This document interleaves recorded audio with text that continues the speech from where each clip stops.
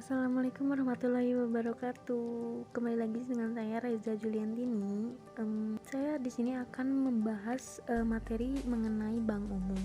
Pertama-tama saya akan menjelaskan apa itu bank umum.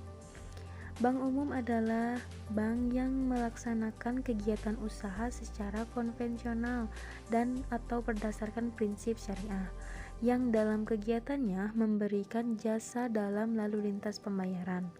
Pada Undang-Undang Nomor 10 Tahun 1998 tentang perbankan, bank disebutkan sebagai badan usaha yang menghimpun dana dari masyarakat dalam bentuk simpanan dan menyalurkan kepada masyarakat dalam bentuk kredit dan atau bentuk lainnya dalam rangka meningkatkan taraf hidup masyarakat. Lalu apa sih tugas dari bank umum itu?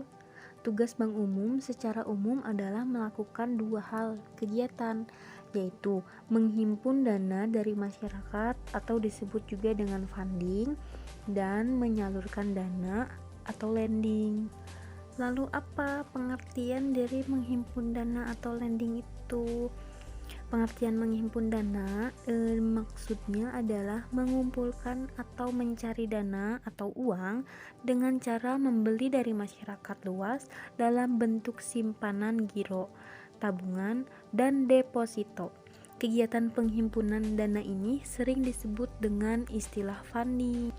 Jadi dalam penghimpunan dana atau funding diupayakan untuk direncanakan dengan matang.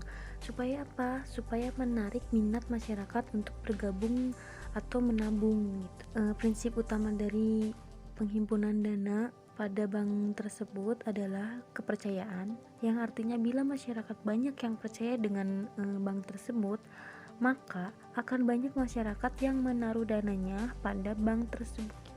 Adapun maksud dan tujuan dalam menghimpun dana, yang pertama, sebagai dana operasional bank. Dana yang dihimpun bank dari masyarakat dari jumlah yang sekecil-kecilnya sampai jumlah yang sebesar-besarnya selanjutnya akan dikelola dan disalurkan kembali kepada masyarakat yang membutuhkan dan layak untuk mendapatkan pinjaman dalam bentuk pembiayaan kredit. Lalu yang kedua, sebagai alat atau cara pemerintah dalam melaksanakan kebijakan moneter. Menarik uang dari masyarakat berarti mengurangi jumlah uang yang beredar, merupakan salah satu cara pemerintah dalam mengendalikan inflasi.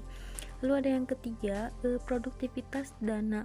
Menghimpun dana melalui lembaga keuangan berarti menghimpun dana yang menganggur atau idle fund untuk dijadikan dana yang produktif dengan jalan disalurkan kembali kepada masyarakat untuk membiayai usaha-usaha yang produktif atau menghasilkan. Lalu ada penjelasan dari menyalurkan dana atau lending. Menyalurkan dana merupakan kegiatan penjualan dana yang berhasil dihimpun dari masyarakat. Kegiatan ini dikenal dengan nama kegiatan lending.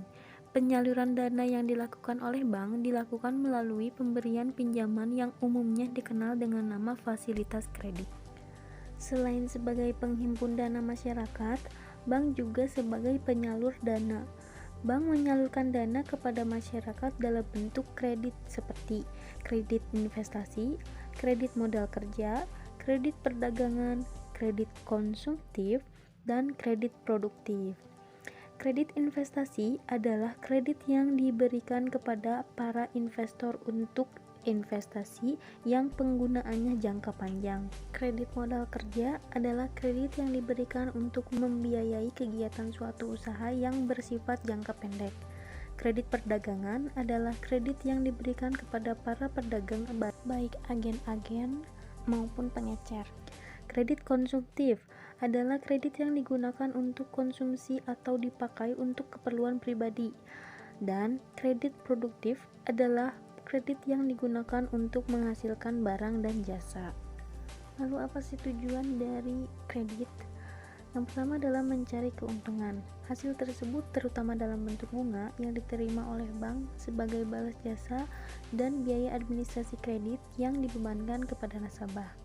Yang kedua, membantu usaha nasabah. Tujuan lainnya adalah untuk membantu usaha nasabah yang memerlukan dana, baik dana investasi maupun dana yang modal kerja. Dengan dana itu, maka pihak debitur akan dapat mengembangkan dana memperluas usahanya. Yang ketiga adalah membantu pemerintah. Semakin banyak kredit yang disalurkan oleh pihak perbankan, maka semakin banyak kredit. Berarti adanya peningkatan pembangunan berbagai sektor. Lalu yang terakhir ada fungsi bank umum. Fungsi bank umum secara umum dibagi menjadi 3 fungsi, yaitu agent of trust, agent of equity, and agent of development. Agent of trust atau agen terpercaya. Bank umum juga berfungsi sebagai sebuah agen terpercaya atau agent of trust. Agen terpercaya di sini adalah bank umum harus menjadi sebuah badan usaha perbankan yang bisa dipercaya oleh semua rakyat Indonesia. Inilah mengapa sebuah bank umum harus memiliki tata peraturan yang jelas. Ketika transaksi tersebut akan dilakukan bersama, maka nasabah harus tahu apa saja ketentuan yang dimiliki oleh bank umum yang ia gunakan. Dengan begitu, maka tidak ada nasabah yang merasa dicurangi. Begitupun bank umum. Lalu ada agent of equity atau agen pemodalan. Setiap orang yang ingin membuat sebuah usaha tentunya memerlukan modal yang tidak sedikit. Begitupun jika Anda ingin mengembangkan usaha yang sudah ada sebelumnya, maka Anda memerlukan modal yang besar. Biasanya untuk mendapatkan modal ini, Anda pergi kemana? Kebanyakan orang Indonesia pasti memilih bank untuk meminjam sejumlah uang guna meningkatkan badan usaha mereka. Disinilah fungsi bank dibutuhkan selaku agen ekuitas atau agen pemodalan, sehingga seluruh rakyat Indonesia bisa meminjam modal di bank dengan bunga peminjaman yang sudah disetujui sebelumnya.